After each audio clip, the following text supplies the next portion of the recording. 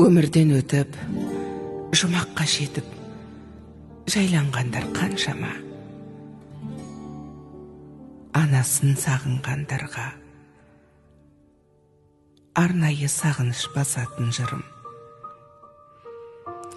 Келмесіне кім қияды анасын, түс көргендей болып пенде қаласың. Анаң ғана мәңгі өмір сүрердей жаулайды екен перзентінің санасын. Мейлі анаң 100-ден асып кетсе де, кәрілігі қуып жүріп жетсе де, перзент үшін қартаймайды анасы, қиындықпен сынақтардан өтсе де.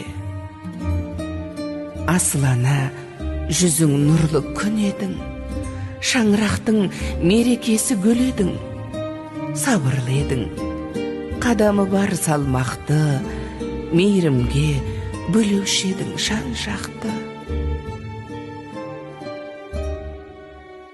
Барлық балам болса екен деп қасыңда, барлықтарын теңеп қойып асылға, бәрін бірдей көре алатын анашым, жасыңызды жетсе де бек ғасырға.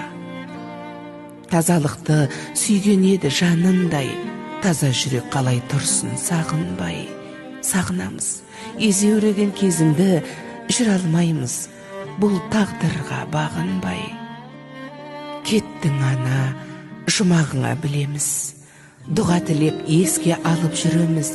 Ақ жаулығың иісіңізді сіңдірген, соны иіскеп, аңсап кейде жүреміз. Даусың сенің естілгенде жібідік, сол даусыңды іздеп жаным түңілдік. Жадыраған жаның жаздай көрінген жансыз бейне суретіңе үңілдік.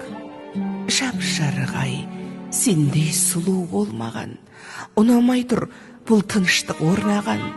Өзің барда шуылдаған немерең тып-тыныш боп, есейгендей таң қалам. Ана жаным, ақ жүрегің кең еді-ау, қиналсаң да еш білдіргің келмеді-ау. Сіздей мықты бола алмаймыз, анашым, жоқ дегенге бала жүрек сенбеді-ау. Жаным, анам, жалған өмір мәңгі емес, пәк жүзіңдей елестеді таңғы елес.